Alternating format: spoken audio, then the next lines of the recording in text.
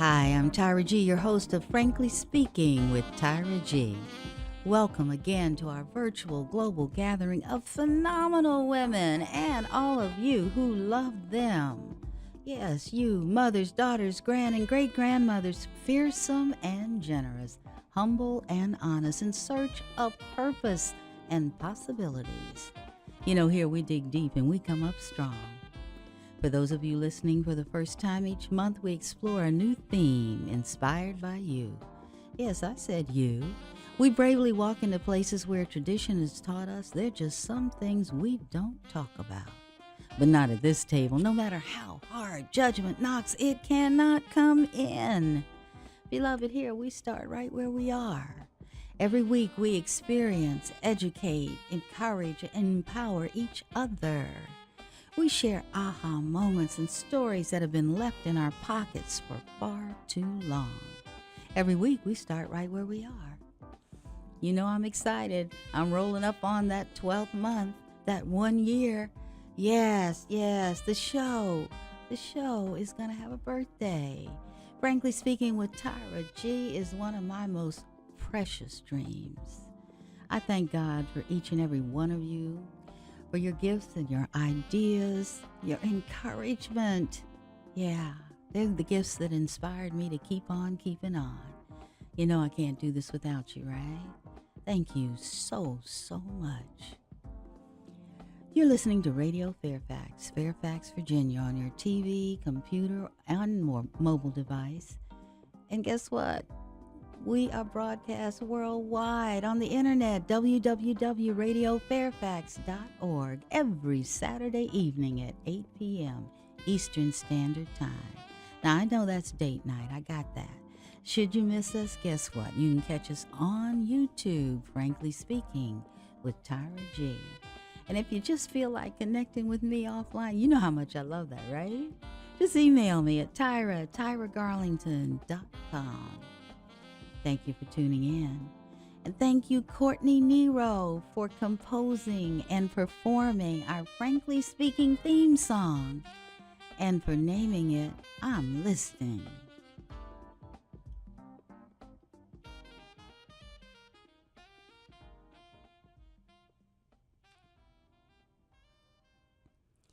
Well, this August we return to our very first monthly theme, This Is Us. We continue to discover who is seated around our virtual global table. We're not only going to hear their words, their stories, but we're going to look behind them. Because after all, that's where our lives speak, huh? To begin our Creative Commons space for today, we're going to walk into the meaning of the word generosity.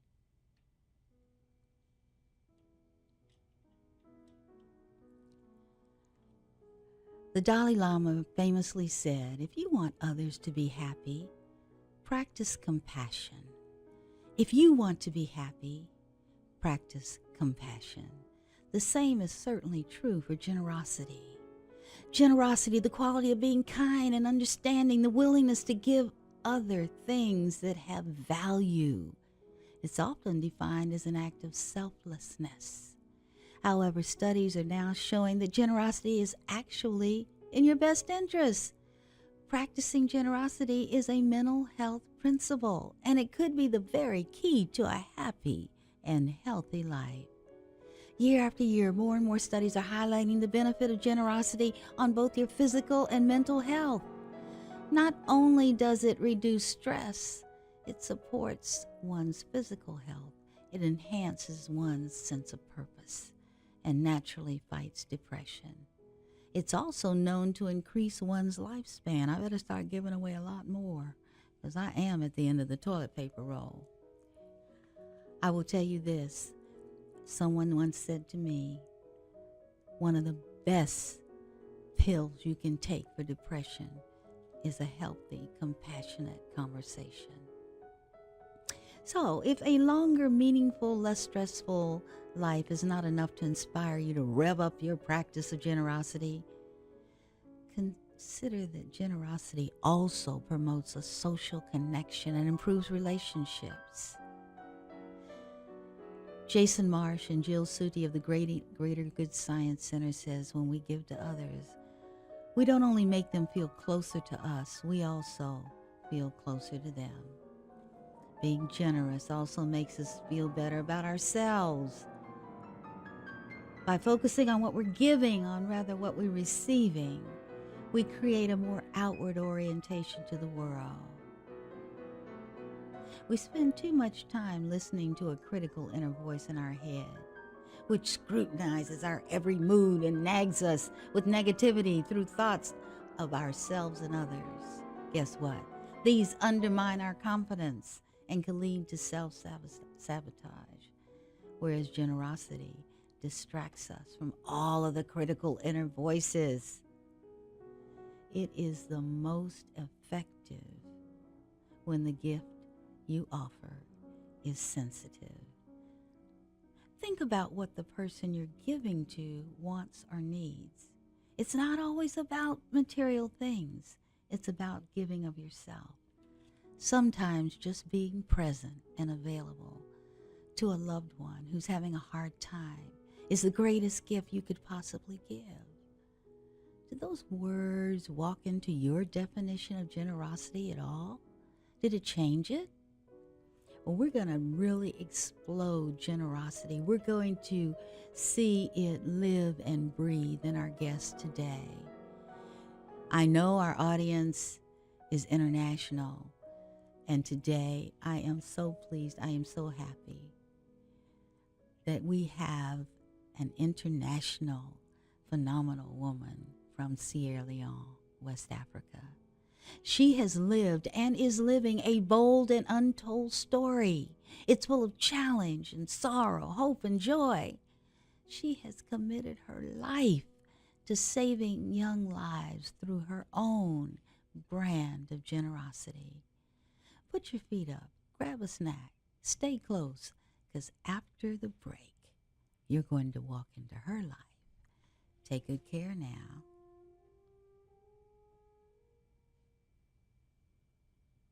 Speakers, car hi-fi, compact disc players, and electrical antennas. Choose sitting on that couch listening to mind-numbing, spirit-crushing commercial radio shows. I chose something else. And the reasons? There are no reasons. Who needs reasons when you've got Fairfax County's own freeform radio station that's always commercial-free? It's your station. Use it. If rock and roll is what you want, then rock and roll is what you'll get. 60 minutes of original rock and roll, Saturdays at 6 p.m. on the Rock and Roll Review with me. Who are you? I'm Mickey Bowe, taking you back to the 50s and even earlier. Would you like to listen? Sure, I don't mind. Then groove to the real oldies, Saturday evenings at 6 on Mickey Bowe's Rock and Roll Review on Radio Fairfax. Crazy. They want me to get rid of my dog. Can they do that? I'm being fined for leaving my garage door open too long. What are covenants? Do I have any rights? Help, I feel like I've left the American zone. If you want the answers to those questions, join me, Sue Bartholomew, and my guests on the Commons. Every Saturday from 2 to 3, we'll ask the experts and we'll untangle the truth about what's left of our property rights. Fly me to the moon. Let me swing among those stars. This is Mike Delaney, host of Simply Sinatra. Join me Wednesday evenings at 10 for a weekly meeting with the chairman of the board, a true American Idol, Mr. Francis Albert Sinatra. That's Simply Sinatra, Wednesdays at 10, right here on Radio Fairfax. In other words, baby, kiss me. Hi, I'm Jenny Garth. As a mom, there's nothing more important to me than seeing my kids smile. That's why I've teamed up with the American Association of Orthodontists to shine a light on the importance of a healthy, beautiful smile. We all want to look our best, and an attractive smile is part of it. Getting your child an orthodontic checkup can make a huge difference in their future. Orthodontists straighten teeth and jaws. And if braces are needed, today's hip models let kids sport their own personal style during treatment. To learn more, visit braces.org. Take care, Grandma. Okay, baby. Don't forget to let me know the second you get there. Yes, ma'am. My grandson always tells me I worry about him too much. And of course I do. I'm his grandma. Well, I was worried sick when he came home from Afghanistan. He came back wounded. It wasn't a wound you could see. It was a wound inside, post-traumatic stress disorder. My T couldn't sleep. He was angry all the time. He felt like he didn't fit in anywhere.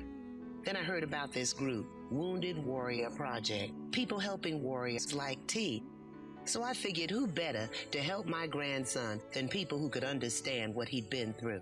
Now, I don't know what they do there, but my T is smiling again. So I figured they must be good people. 1 out of every 5 warriors return from the battlefield with post-traumatic stress disorder. Help support them at woundedwarriorproject.org. If you know the symptoms and get the facts, you'll know the signs of a heart attack. Women, listen to me, and when I'm done, if it sounds familiar, call 911. Pain in the neck, chest, arms or jaw, shortness of breath. Please tell us more. Cold sweats and nausea, tiredness. It's time to take it serious. Back pain, stomach pain, shortness of breath. Cold sweats, nausea, dizziness. If you know the symptoms and heed the signs, you'll be around for a long, long time. Women, listen to me, and when I'm done, if any sound familiar, call 911. Learn a song that could save your life. Get a free download at womenshealth.gov/heartattack. Women, listen to me, and when I'm done, if any sound familiar, call 911. If any sound familiar, call 911. A message from the U.S. Department of Health and Human Services. 911. And we are back. So let's talk. I'm going to do something a little different before I have Ms. Justina Massah Smith introduce herself. I've traveled to the continent of Africa. I've been to West Africa, but guess what? My knowledge of Sierra Leone was probably out of 10, a 2. So I want you to understand, since her footprint for her young adult life was in West Africa before she came here, I want you to begin to feel a little bit of the culture and the place where she was born. And I said, well, how can I do this? So I want you to pretend that I'm a TV travel host of maybe the show Globe Trekker, and I'm getting you ready for a trip to Sierra Leone. The first thing I want you to think about is old. Listen to this. Archaeological, look at that, evidence suggests that people have occupied Sierra Leone for at least 2,500 years. And early migration expeditions and wars gave the country its diverse culture and ethnic mosaic. Traders and missionaries, especially from the north, were instrumental in spreading knowledge of tools, education, and Islam. Now, the emergence of a modern national identity, however, did not begin until the 19th, 17th, and 18th centuries. And this is when Freetown on the harbor became one of the centers of West African slave trade. But then, guess what? Slave trade was no longer popular, so they deemed it a place where freed slaves could live, and I'll put quotes around it, prosper. The continent or the country is familiar for cocoa, rice, beaches, and different roles for men and women. I hesitated. I didn't want to go there too deeply because I want Massah to take us to that place. Anyway, you probably heard of Sierra Leone in 2014 and 2016 when we had the horrible Ebola outbreak. And it was the largest. It had the largest rate of deaths as a result of the disease. 11,000 people died in the region. I remember that was on my radar very, very lively as it came across every night, and what we could do, how we could get medical supplies, and how we could work with the residents of Sierra Leone to understand what they needed to do to protect themselves and to take care of themselves. Anyway, we'll talk about this. Oh, I know. The other thing I want to tell you about, because I've seen this in the movie, the country is rich with diamonds and other minerals. They also have an illicit gem trade called blood diamonds. I've seen that in lots of movies, and I thought, Anyway, blood diamonds do fund conflicts, and they perpetuate civil war. So what we have is a very old country, a very diverse country, a country with beauty, a country that sustains itself through farming, a country that has different customs in the East and in the West. And if you can think of the Atlantic Ocean on the west, if you think of Liberia in the south, you'll see, and I think I said it's the size of, around the size of North Carolina. There's a lot to do in a little space, and we're going to hear about some of that from Massah. Hi there. Hi, Tyra. How are you? I am wonderful. I'm excited. I'm not a very good tour guide. I read so much stuff I couldn't figure out what I wanted to say. But talk to me. You were born in Sierra Leone. I was born in Sierra Leone. And you stayed there for how long? Until I was 40 years old. So what were you doing? After school, I went to college and I started teaching.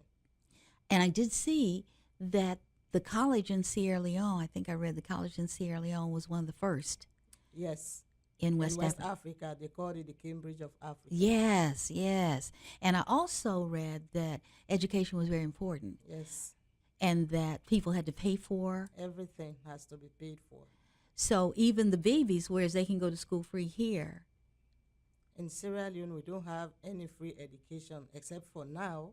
The Yes. present government is thinking of doing that. But before then, it was not possible. Everything has to be sponsored by your parents. Wow. You have to do it. And if your parents don't have money, there's no education. So what would you do? I can't go to school. What would I do? You'd either be a farmer or just be on the street. Ah. Doing nothing. Okay. Yes. Farmer on the street. You guys hearing that? Yeah. Okay, so luckily you were able to do that. Yes. And you got married? Yes. You had children? Yes. Oh, talk about marriage in Sierra Leone. This is fascinating. Everybody listen up to this. Do the men just have one wife? Oh, well, it depends. Okay. On who you meet. Okay. Because sometimes if you're lucky, like if you're a Christian, actually your husband is supposed to have only you, one wife. Mm-hmm. But if you're a Muslim, sometimes you even have a ratio of 1 to 6. 1 to 7. I wouldn't do well there. Well, people are doing well because they have no choice. Now, you know what you just said was so philosophical. People do what they have to do. Yes. They do what they have to do. They have to do it. So you had a family. Tell me about your family. I'm a family of 8. Yes, I have. But right now I have 3 brothers and 2 sisters. And are any of them here? Or I have 3 brothers here That's and a one. sister. Well, that's good. Yes. That's good. Do you go back to Sierra Leone? Yeah, I try to go once a year, depending on the situation on the ground. If there is peace, I love to go twice a year. And we need to talk about that because internal strife is something that's like a way of life. Even though Sierra Leone received its independence in 1961, Yes. it does not mean that life is easy. No, it's not. Okay. Did you have children? Yes, I have 3 children. Now, I set her up for that because one of her children's sitting right here in the studio with us. Mabel is totally lovely. She's 25. She's in graduate school. I asked her if she wanted to be a part of the show. She said no, she just wants to listen and make faces, I guess. But, okay, so you had intended, because I want to get to the point where there was a crisis decision you had to make. You intended to stay in Sierra Leone? Was that your plan, or had you? That was your plan. That was my plan. And then one of the friends that you had also decided to start a family. Yes. And what happened? She had a little girl. Yes, she had a little girl. And what happened to her? She was raped, but she decided to keep the girl. She had the child 3 days after that she died. So you lost this friend. I lost her totally. And who raised the child? Well, I helped a little bit, but the grandmother did for a little while she was on earth. I also read that extended families are very important in Sierra Leone, that even when it comes to inheriting, taking care of the kids, that's just a natural thing. If something happens to one person, another person will take care of it. We can't do without each other. We are always close. We try to help where needed. Try to be and support each other. And you know, it's interesting if we could just spread that all over the world. Yes, indeed. How different it would be. It would make a big difference. So did any of your children come here before you? Yes. Tell me about that. My son first came here. My brother invited him to come over for a program. Mm-hmm. And when he came here, he got sick. Yes. And he was admitted in the hospital. And so you are in Sierra Leone, you get this news. What happened to you as a mother? I mean, you know. I was devastated. I was broken. I didn't know what to do. All I did was to pray, asking God to have his way in this. Because there was nothing I could do. Because my son was thousands and thousands of miles away from me. So there was nothing to be done. So how did you get here? When he was in the hospital, the doctors did so many surgeries for him. And then the last one they were supposed to do, they thought that if they do the surgery, he would die. So they said, you know what, we can't do it without your mom. So your mom has to come. So did you have to give your consent, or he just wanted you to be there with your son? I didn't give no consent. They wanted me to be there. Well, that was very sensitive. Oh, yes, it was. And I'm happy I came. Absolutely. And I cannot imagine, I know what a sick child is like, but to have one and have that information facing you, can you get in touch with what that had to feel like as a mommy? I feel broken and lost and guilt, because I was like, oh, if my son was here, maybe I'll be with him. But now he is thousands and thousands of miles away. How am I going to be there? I had no money at that time, so it really broke my heart, you know. But all I did was to keep praying, asking God for his guidance, and he did. So when you came, they did the surgery, right? Yes. And they did the surgery, and then I had to stay with him because the illness was really serious, because he was in and out of the hospital. Every other week we are in and out of the hospital. Oh, my. So it came to a point I finally decided to stay, to be with him. So did you leave family and husband and children in Sierra? Yes, by then I left my 2 other girls back in Sierra Leone. You know, so while I was here, I was worried, you know, and I was like, how am I going to be here and take care of my other kids? And by then, like, my Mabel was around 7, 8 years old. That's still a little girl. Yes, so that really pierced my heart a lot. It really bothered me a lot. But when I talked with the social worker at the hospital then, she told me that's not a problem. We'll help you bring your kids over. Oh, wow. So that's how my kids came over. That's wonderful. It is. God is good. Oh, my goodness. Yes. So now you would have all 3 children with you. Yes. Okay. So one time we talked before the show, obviously, and there's a gap. I want to get to an experience you told me about, how you gave to you just rounded up the neighborhood kids and you'd sit them in front of the TV. What would they be watching?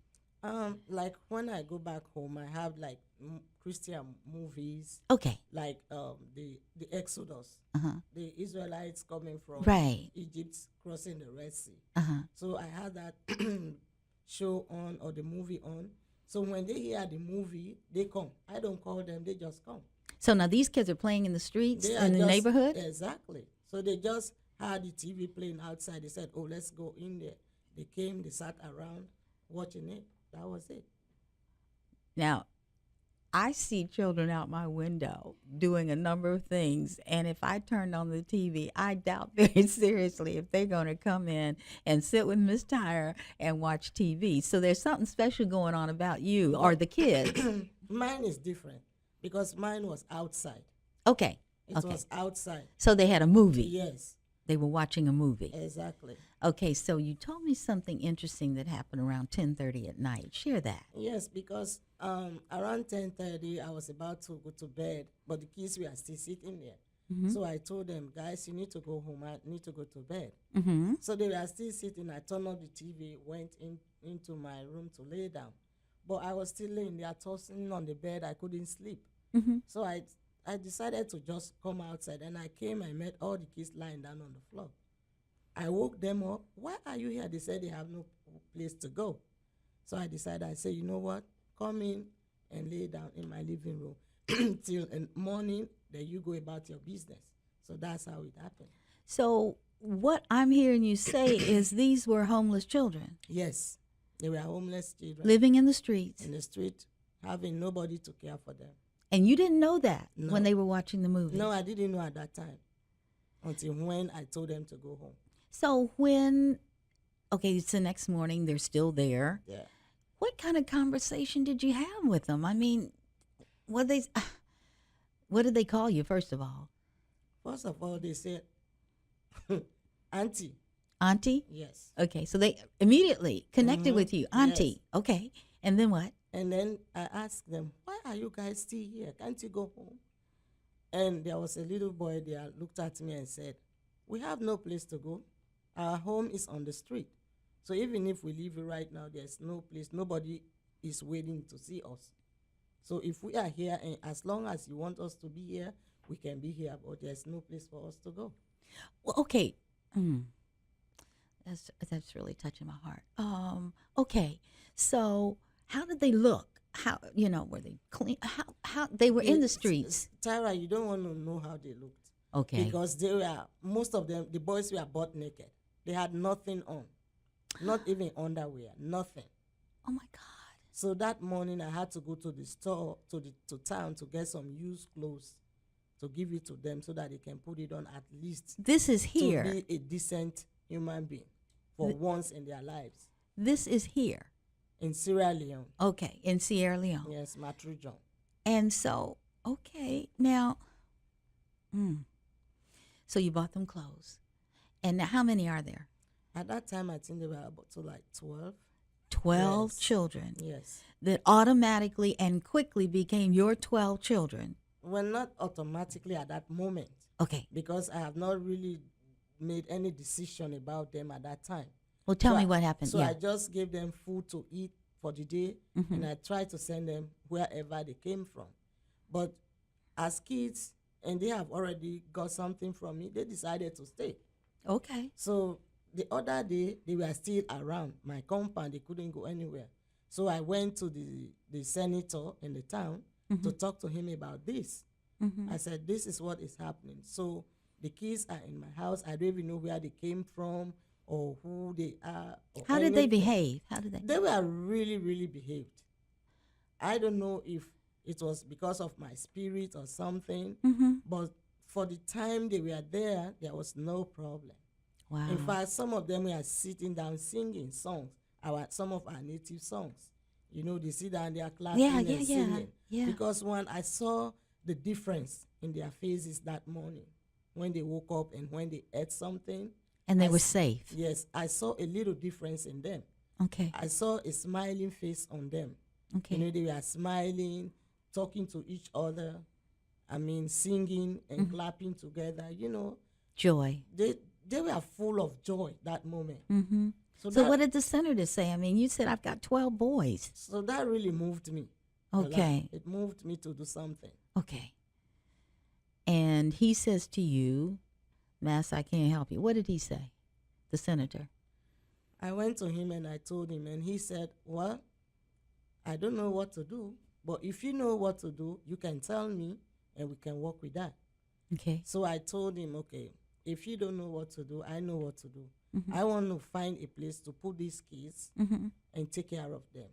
But I will need your signature. Okay. That you are giving me permission to do this. So in case of any government interference, you will be there to defend me. So and there possibly could be a lot of that because there was internal turmoil, right? Yes. Okay. Yes. So he gave me the go-ahead. So I started. Okay. My journey. And that's the beginning. That's the beginning. And obviously, by talking to the senator, you have made a decision in your heart. Yes. How did you pay for all this? Actually, God is good. And in anything we are doing, if we put God first, we pray about it and ask him to lead us and ask him if this is his will, let it be done. If it's really his will, it will come to pass. It will happen. I had nothing when I was leaving this country, when I was leaving Virginia to go to Sierra Leone. But I prayed. I said, God, I have a burden on my heart. If you really want me to do this, give me a sign. And he gave me that sign. What was that? There was a lady in the church here in Virginia. After a Sunday service, I told the church that I'm traveling the Tuesday. So the Sunday after service, she came to me and handed me a check of $700. And she said, whatever it is you want to do, I want to be part of it. So the woman in Virginia is giving you $700 to deal with the children in Sierra Leone.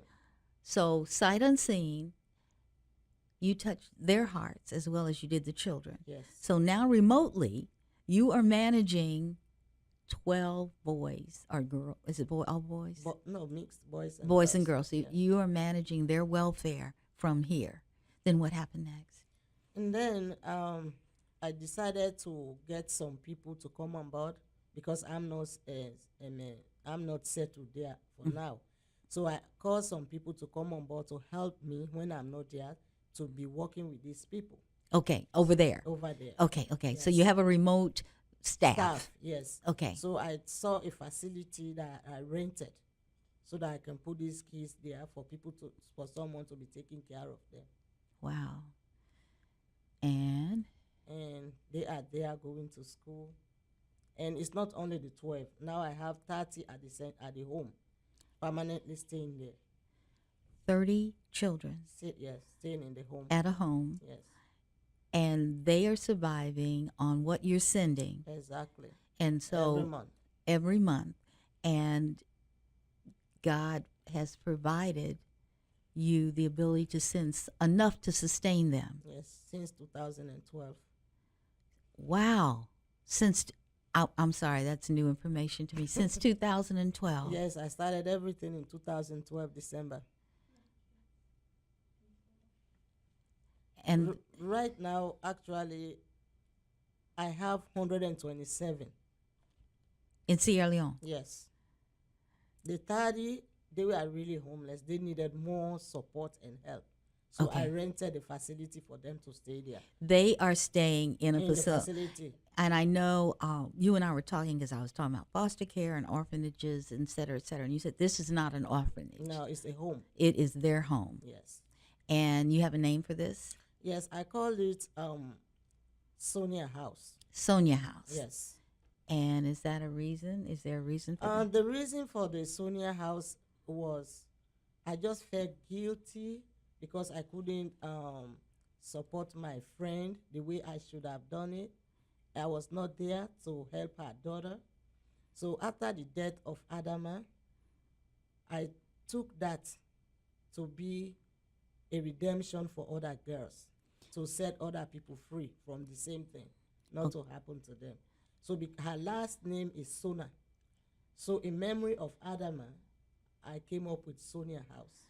Okay, so what has just happened, audience, is Massah has told you the reason she was so motivated. And what we did not share is she had a very dear friend in Sierra Leone. They gave birth to a daughter.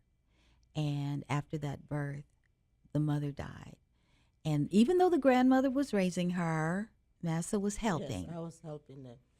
And then when you came here, you lost touch with her? When I came here in 2002, I was supporting them till 2003.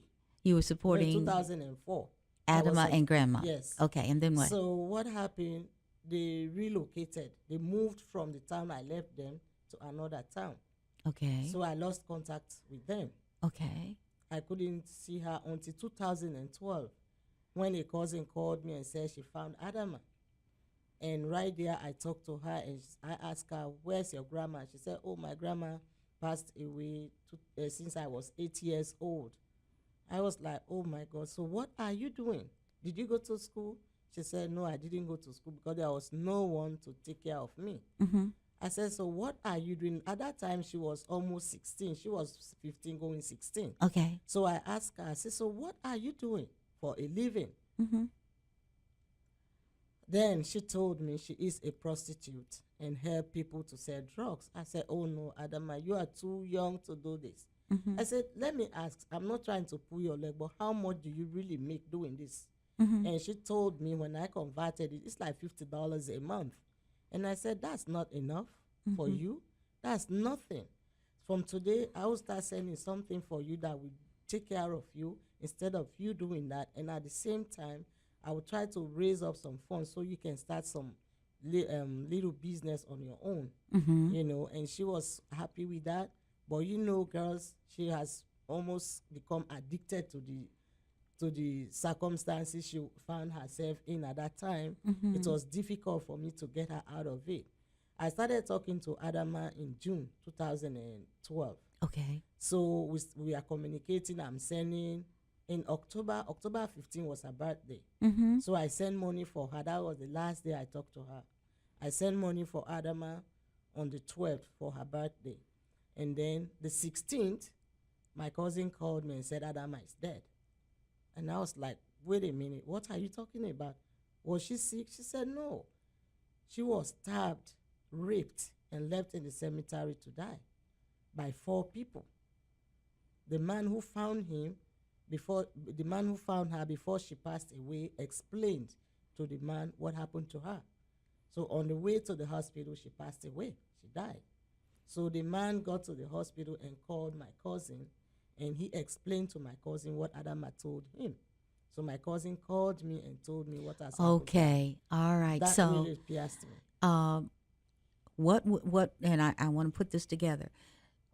What one of the major motivating factors to start the home for the boys was to keep them from having the same kind of circumstance as Adama had. Exactly. And so when you talk about it and you said, I felt guilty, that's what you're talking about. You couldn't save her. Yes. So you decided, I will save as many as I can. Yes, and that's what I'm doing, no matter what it takes. That is so amazing. Okay, if we were to walk into the house where the children are, tell us what we would find. Oh, you will find happy kids. Okay, what's it look like? Do we walk into one big room? No, they have their different rooms. Everybody, they have like 3 in a room. Okay. They have their tables, they have their beds, they have their toys to play with and everything. They have their own quiet corner where they sit to play. Or if they want to play in group, they have the place where to go and play. They are like quite different from the time I got them to now. Oh, I would think. They look so different. Well, now, are they getting schooling? They're all going to school. So, now we said before they couldn't go to school without paying for it. How's that happening? Tyra, that is what I'm working on right now. Every year I have to ask people to help me with donations so that I can buy uniforms, school materials, and school fees for these children because I don't have it on my own. I rely on donations from people. Like right now, we are doing the same drive to buy uniforms because they can't go to school without uniforms. They can't go to school without books. So right now, I'm asking people for donations so that I can send it at the end of the month to start school in September. So that's what I do. Okay, so here's what I'm hearing. This fundraising drive is for the 30. Yes. Okay. No, for 125. Oh my gosh. 127. Okay, so only 30 are staying in the home. In the home. So where did we get all the other 100? The other ones are staying with their grandparents. Some are staying with their grandparents. Some are staying with their moms. Okay. Because some, they have, their mother is there, but there's no father. Okay. And the mom is not working. There's no way the mother can provide for the child. Mm-hmm. So those are the children I'm taking care of.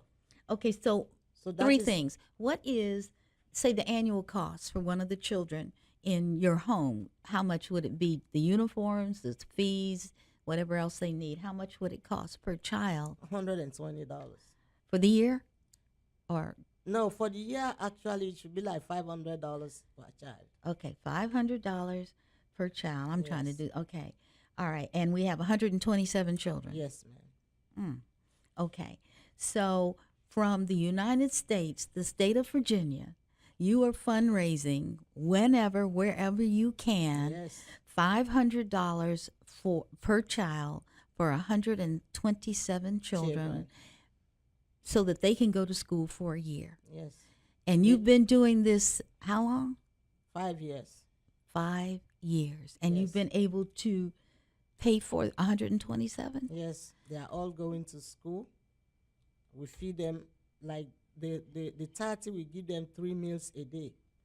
The 127, the 30 is 3 meals a day. So 30 is getting 3 meals. A day, and then the others get 1 meal a day. Like at school, like a Yes. lunch. No, after school. After school, so They they'll get have a dinner. Dinner, yes. Wow. Okay. So all of them are going to school. Yes. 30 of them are housed. Yes. 30 of them have what any child, probably more than a lot of the children We have. have a lot on the street, but you have to start with a number. Yes. You know, we have more on the street, but I can't take them all at once because of the finances. I don't have the means to do that. So how do you fundraise? I mean, you say a drive. How do people know about you? How do they get money to you? Because we have a website. Okay. It's www.soniahouse.org. Now, is it SONIA? SONNIA. SONNIA house.org. One word. Yes. Okay. .org. I'm going to say that again and again because this is totally amazing to me. Totally. One person, and we can never ever say it's too big. No. One person can make a humongous difference. Yes. All we have to do is say yes and start. So, what kinds of things are they learning in school? I did read that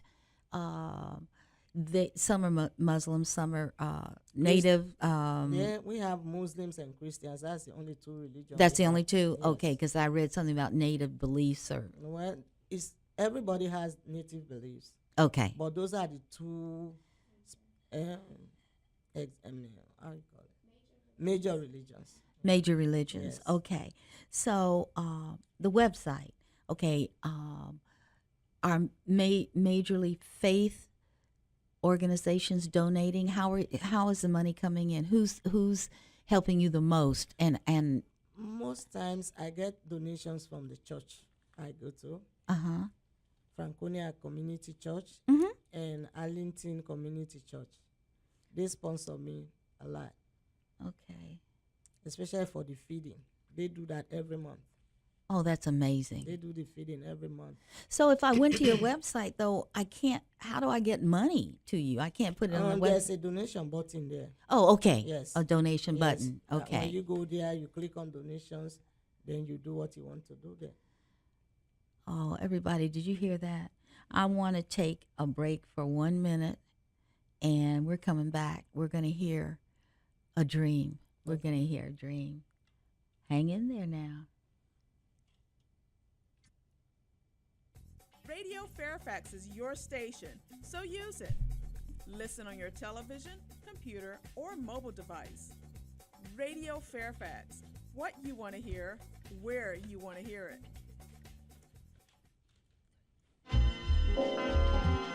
Tune in every Tuesday at noon for Music to My Ears, a show that looks for the cross influences and common ground among songs, artists, and music styles. The playlists are an eclectic mix of jazz, soul, and funk, rap, rock, and electronica because if every song is influenced by the last, then all music has a little soul. So join me, Saint C, Tuesday at noon for Music to My Ears on Radio Fairfax. This is Ted Little inviting you to be with me this Monday at noon for Jukebox Noon Tunes. I'll play music from the 50s through today, as varied as Elvis and the Bare Naked Ladies. Highlights include news with a humorous twist, movies you may have missed, and a preview of your favorite Monday night TV programs. I want you to be with me Mondays at noon on Jukebox Noon Tunes. I'm Dr. Linda Van Eldick, a biomedical scientist supported by the American Health Assistance Foundation. I'm dedicated to educating the public because it's important for all of us to understand this debilitating disease. I conduct research aimed at discovering new and effective treatments for Alzheimer's disease. This is critical because every 70 seconds, someone in America is diagnosed with Alzheimer's. That's more than 1,000 people a day. Preliminary data show that exercise, a healthy diet, and keeping your mind active may help reduce your risk. At our website, ahaf.org, experts will answer your questions and address your concerns. Find out about promising research the Foundation funds and learn how to live with or care for someone with the disease. Call 1-800-437-2423 or go to ahaf.org for a free brochure on understanding Alzheimer's disease. That's 1-800-437-2423. And we are back. I am having an amazing conversation with an amazing woman who exemplifies the fact that each and every one of us can be a game changer. I am speaking with Ms. Massah Smith, who actually is blessing 2 continents at the same time. She has a footprint in Sierra Leone, West Africa, and one in Virginia. And she's doing this by having, loving, educating, empowering children that are either homeless or with parents that cannot support them and their education in Sierra Leone. And Massah's story is amazing. She was motivated to do this as a result of an unfortunate experience where she was not able to help a young lady where she had made a promise to do so to her mom. So now she is going 100% forward doing this. Now here's the kick. She started out with 12 little boys that wouldn't leave her home one night in Sierra Leone after watching TV. And it was the next morning when she discovered they didn't have a home. So she gave them a home. Yeah. And that number 12, she has grown into 30, living in Sonia House in Sierra Leone. You can find out more about Sonia House by going to www.Sonia House, spelled SONIAHOUSE.org. Now, you need to understand, all that she does depends on donations. And she has shared with us, it costs $500 per year per child to educate them. And right now she's educating 127 children. So, you know, it's one of those things, if you feel like you want to talk further to Massah and you want to look at her website, I encourage you to do so. You never know. You may be moved to do something. And more importantly, you may be moved to lift a prayer that she's able to continue to do exactly what she is doing and doing so well. Massah, let me ask you this. Let's say this is going to be something you have to dream about. It's 3 years from now. Envision what the life of your children is like. Are any of them in college? Or what are they doing?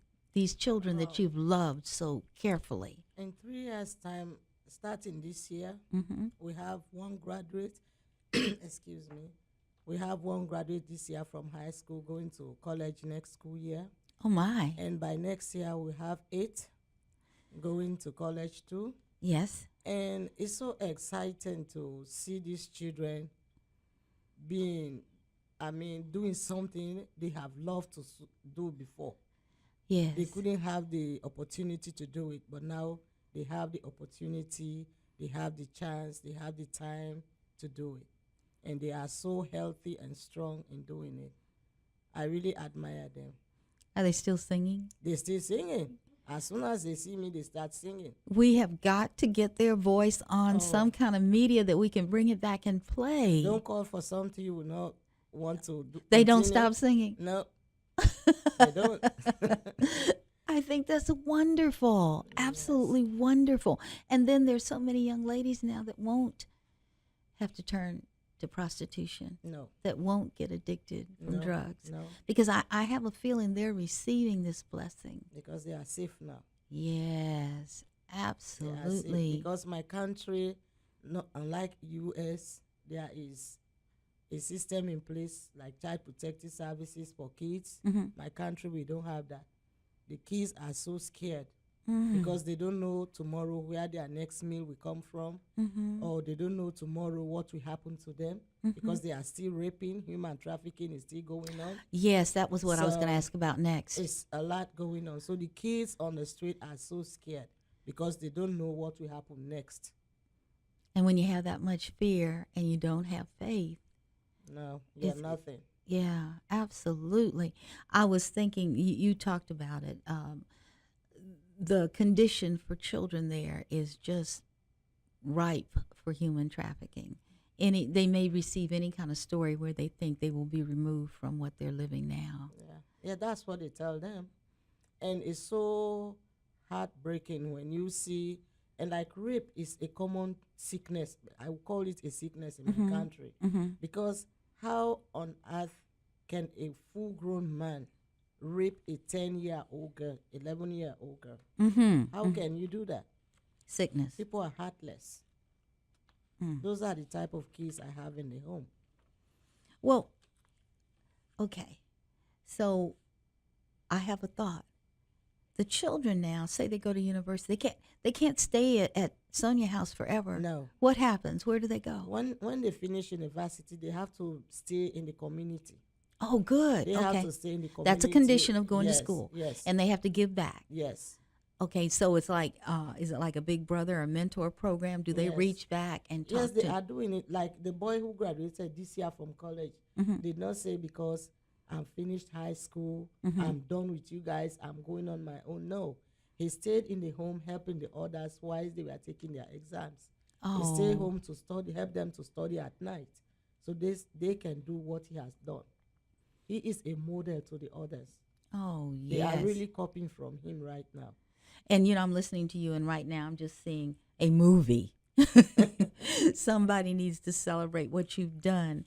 Well, I ask, and all of you know who listen regularly, I ask each of my guests to read a letter that he or she has written to her younger self.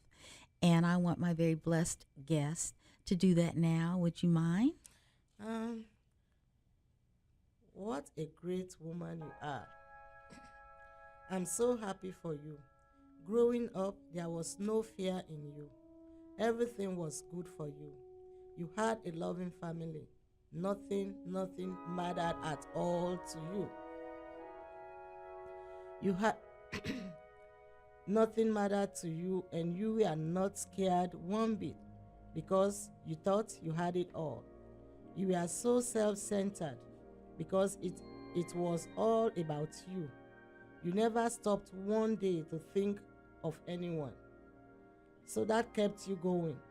You were very smart, courageous, and hopeful. So that made you sometimes laugh at the less fortunate. God was not your focus. Even when people say or tell you that what you do is not right, you seem not to understand or listen.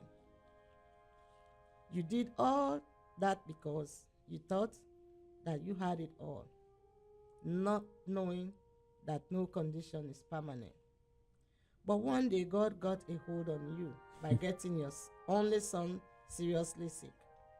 Then you thought of what mommy used to say, always put God first. At this point in your life, you came to realize that being rebellious and being in the world means nothing. With this, God became your focus, and you realize that God is the only way, and we should be mindful of what we do. Your struggles in life at this point in time made you doubt if there is a God who loves and cares. It was as if God will never show you mercy and His grace. But God, knowing you as His own, got a grip of you, and He became your focus.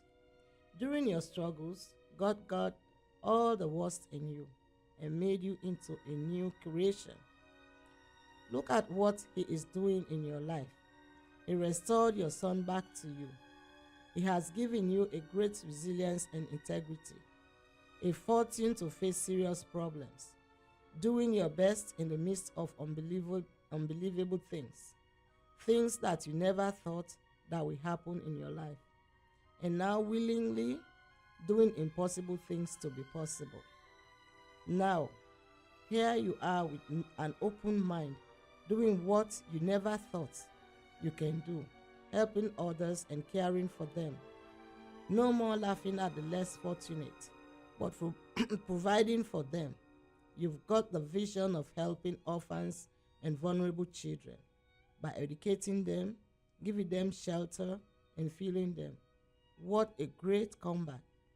You encourage these children that they are worthy in the eyes of God, that God's kingdom belongs to them, encouraging to regain the hope they once lost. Belongs to them. You encourage them to regain the hope they once lost, and most importantly, yet let them know that God loves them. What a great change in your life. Well done, Massah. Well done, Massah. Thank you. Your seat at the table is reserved. All you have to do is show up. God bless you. I love you. Thank Goodbye. you. God bless you too. Bye.